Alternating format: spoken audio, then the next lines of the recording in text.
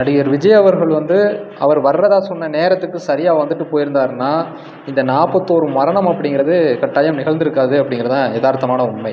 என்ன காரணம் அப்படின்னா, அவர் சென்னையிலேருந்து நாமக்கலுக்கு மக்களை சந்திக்கிறதுக்கு 8:45க்கு வருவதாகவும், அதன் பிறகு கரூருக்கு 12:30க்கு வருவதாகவும் சொன்னாங்க. செய்தி சேனல்கள்லேயும் என்ன சொன்னாங்க அப்படின்னா, கரூருக்கு அவர் 12 மணிக்கெல்லாம் வந்துருவாங்கன்னு காலையில் 10 மணிலேருந்து சொல்லிட்டு இருக்காங்க. அப்போ மக்கள் தொடர்ச்சியாக டிவியை பார்த்துக்கிட்டே இருக்காங்க. இவங்களோட தொண்டர்கள் எப்படின்னா எதுக்குமே கட்டுப்பட மாட்டாங்க.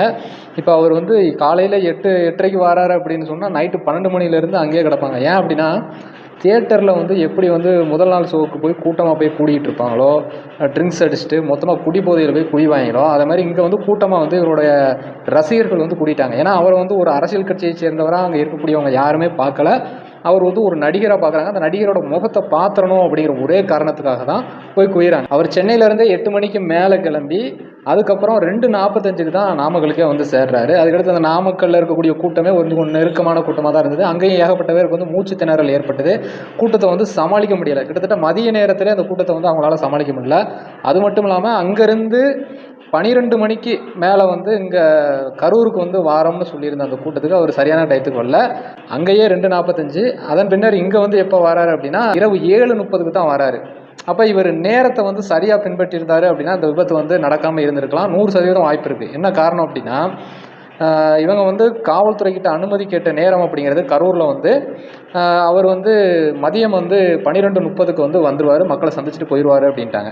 எவ்வளோ பேர் கூட்டத்துக்கு வருவாங்க அப்படின்னா ஒரு 10,000 பேர் கூடுவாங்க அப்படின்னு சொல்லியிருக்காங்க. அப்போ அந்த இடம் வேலுச்சாமியாபுரம், அந்த இடம் இதற்கு முன்னாடி பல்வேறு அரசியல் கட்சிகள் அங்கே கூட்டம் நடத்திருக்காங்க, வந்திருக்காங்க, மக்களை சந்திச்சிருக்காங்க. கிட்டத்தட்ட 10,000 to 15,000 மக்கள் வரைக்கும் அந்த இடத்துல கூடலாம் அப்படிங்கிற சூழலில் தான் இருக்குது.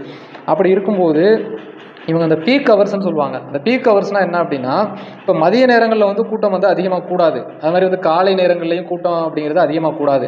ஆனால் மாலையில் வேலை முடிஞ்சு இந்த 6 மணிக்கு மேலே அதுக்கடுத்து 9 மணி வரைக்கும் என்னென்னா கூட்டம் கட்டுக்கடங்காமல் இருக்கும். இயல்பாகவே வீட்டில் பீக் ஹவர்ஸ்ன்னு சொல்லுவாங்க. அந்த நேரங்களில் தான் டிவி பார்க்குறதா இருக்கட்டும், வெளியில் போகிறதா இருக்கட்டும், மின்சாதனங்கள் கூட அதிகமாக பயன்படுத்தும். மின்சாரம் அதிகமாக பயன்படுத்தக்கூடிய டைம் அப்படின்னா அந்த பீக் ஹவர்ஸ் தான் பயன்படுத்துவாங்க. அது மாதிரி தான் வெளியில் எடுத்துக்கிட்டோம்னா பேருந்து நிலையங்களில் எல்லா இடத்துலையுமே கூட்டம் அப்படிங்கிறது அப்போ தான் இருக்கும். அப்போ இவங்க என்ன நினைக்கிறாங்க அப்படின்னா, நடிகர் விஜய் அவர்களும் அந்த தாவேக்காவினரும் என்ன நினச்சிட்டாங்கன்னா, நம்ம மாஸ் காட்டணும், கெத்து காட்டணும், கூட்டத்தை அதிகமாக காட்டணும், மக்கள் ஒரு பிரம்மாண்டமாக காட்டணும் அப்படின்னு சொல்லி ஒரு ரசிக போதையிலே தெரிஞ்சதுனால வந்த விபத்து தான் இது. இப்போ இத்தனை மக்கள் 41 பேர் இறந்துருக்காங்கன்னா அதுக்கு மிக முக்கியமான காரணம் நடிகர் விஜய் அவர்களுடைய அந்த நேரத்தை சரியாக பின்பற்றாதது முதல் காரணம். நான் வரிசைக்கு சொல்கிறேன், விஜய் மட்டும்தான் காரணம், மற்ற அரசியல் கட்சிகள்லாம் காரணமே இல்லை, ஆளுகின்ற திமுக காரணம் இல்லை, காவல்துறை காரணம் இல்லை அப்படின்லாம் நம்ம சொல்லலை. முதல் காரணம் நடிகர் விஜய் அவர்கள். அவர் அந்த வெட்டியை நான் கெத்து காட்டுறேன், மாஸ் காட்டுறேன் அப்படின்னு பண்ண சீன் தான். ஏன்னா இவருடைய தொண்டர்கள் கட்டுப்பட மாட்டாங்க, டிரான்ஸ்ஃபார்மர் மேலே ஏறுவாங்க, மரத்து மேலே ஏறுவாங்க, பக்கத்தில் இருக்கக்கூடிய வீடுகளில் ஏறுவாங்க, பால்கனியில் ஏறுவாங்க. இப்படி பொதுமக்களுக்கு தொடர்ச்சியாக துன்புறுத்தக்கூடிய வேலையை அவங்க பண்ணிட்டு தான் இருப்பாங்க. அந்த வேலுச்சாமியாபுரத்தில் இருக்கக்கூடிய மக்களே சொல்கிறாங்க, அந்த பசங்க என்ன சொன்னாலும் கேட்கல. வீட்டு மாடியில் ஏறுறாங்க, ஏறாதீங்கன்னு சொன்னால் கேட்க மாட்டேங்கிறாங்க. மாடியில் ஏறணும், பால்கனியில் ஏறுறாங்க, டிரான்ஸ்ஃபார்மர் மேலே ஏறுறாங்க, மின்கம்பத்து மேலே ஏறுறாங்க, சொல்கிறத கேட்குறதே இல்லை. அது மாதிரி கூரை மேலே ஏறுறாங்க, வீட்டுக்கு முன்னாடி வைக்கக்கூடிய அந்த இது மேலே ஏறுறாங்க. இப்படி ஏறி அது எல்லாமே கீழே விழுந்து இப்படி மக்களுக்கு மிக முக்கிய காரணமே இவருடைய ரசிகர்களும் இவர் சரியான நேரத்தை பின்பற்றி அங்கே கூட்டத்துக்கு வராது தான் மிக முக்கியமான காரணம்.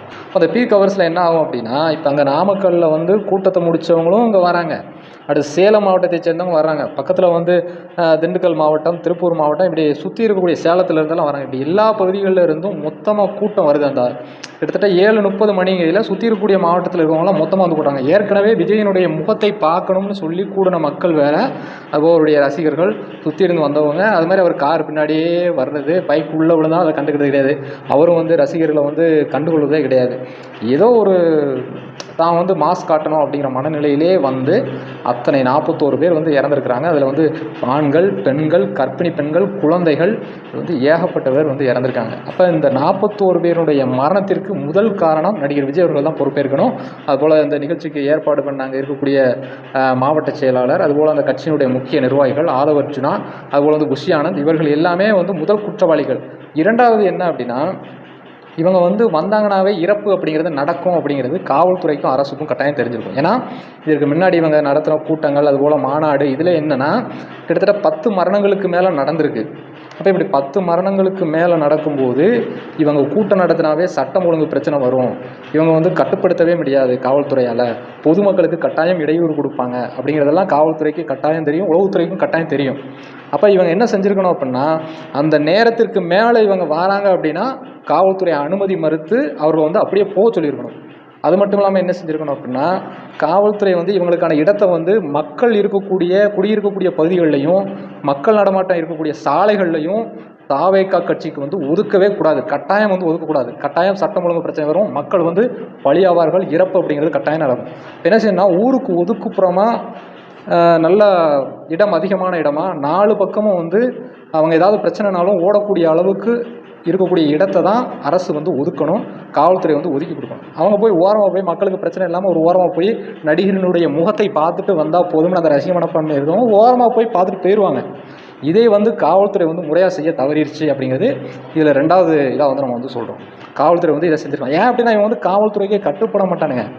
அதாவது ஒரு செய்தி NDTVயோட நிருபர் வந்து அங்கே நடக்கக்கூடிய நிகழ்வுகளை வந்து பேசிக்கிட்டு போகிறாரு.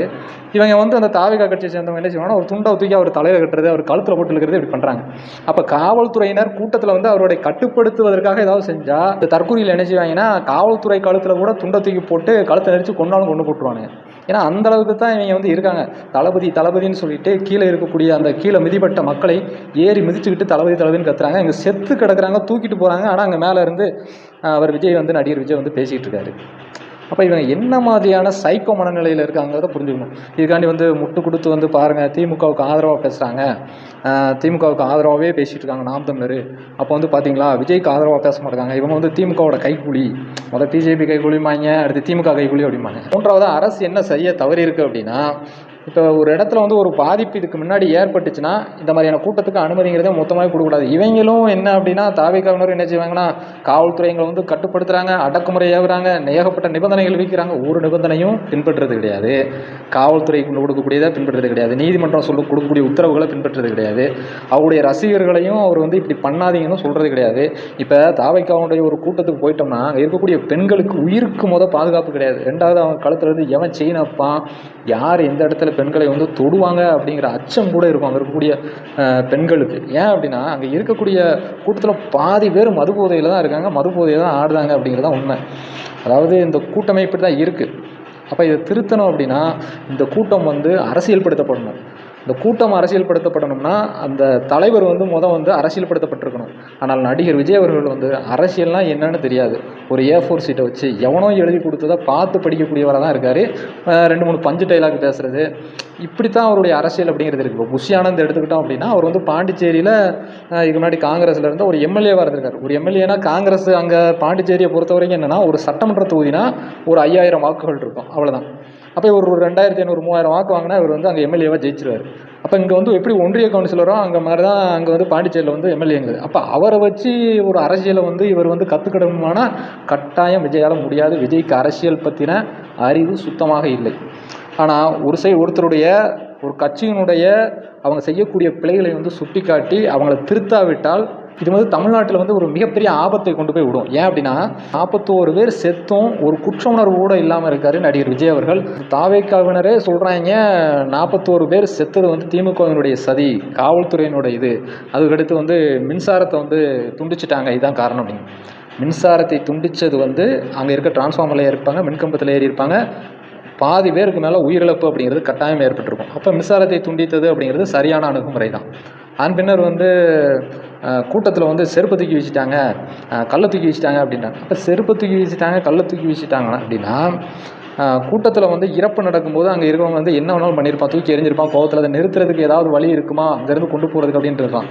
அடுத்து ஆம்புலன்ஸ் வந்து உள்ளே வந்துட்டாங்க அப்படின்னு, அவர் வர்றதுக்கு முன்னாடியே ஏகப்பட்டவர் மயக்கம் அடைஞ்சிட்டாங்க, செத்துட்டாங்க. அப்போ ஆம்புலன்ஸ் அப்படிங்கிறது உள்ளே வரத்தான் செய்யும். அப்போ மக்களை காப்பாற்றினா ஆம்புலன்ஸ் வராமல் இருக்க முடியுமா? அதில் வந்து கட்சியோட இது போட்டிருக்காங்க, அது போட்டிருக்காங்க, அதை தான் விசாரணை பண்ணுறதுக்கு ஒரு ஆணையம் நியமிச்சிருக்காங்க. அப்போ ஆம்புலன்ஸ் வர்றதுங்கிறது கட்டாயமாக வந்து தான் ஆகணும். செருப்பு வீசிட்டாங்கன்னா எவனாவது கோவத்தில் வீசியிருப்பாங்க, கல்லை தூக்கி வீசியிருப்பாங்க.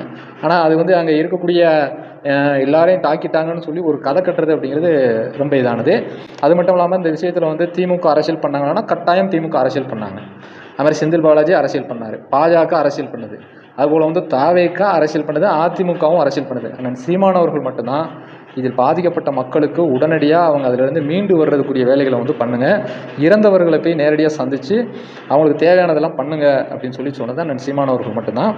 அப்போ விஜய் அவர்களை வந்து இதனால் வந்து மனமுடைஞ்சிருப்பார், பாதிக்கப்பட்டிருப்பார்னு சொன்னதும் அண்ணன் சீமான் அவர்கள் தான் சொன்னாங்க. இதை அரசியலாக்க வேண்டாம்னு சொல்லிட்டு அந்த இடத்துலேருந்து போனதும் அண்ணன் சீமான் அவர்கள் தான். ஆனாலும் ஒரு சிலர் என்ன பண்ணுறாங்கன்னா, திமுகவுக்கு ஆதரவாக வந்து நாம் தமிழர் வந்து பேசுது, திமுகவுக்கு பெட்டி வாங்கிட்டாங்க அப்படிலாம் சொல்லி பரப்பி விட்றாங்க. அப்போ எவ்வளோ பெரிய அயோக்கியத்தனமான பேச்சு அப்படிங்கிறத மக்கள் வந்து புரிஞ்சுக்கணும். அப்போ ஒருத்தர் வந்து சரியில்லைன்னா அது சரியில்லை, இதை திருத்திக்கணும் தான் நம்ம வந்து சொல்லணும். அதுதான் வந்து சரியான அணுகுமுறையாக இருக்கும்.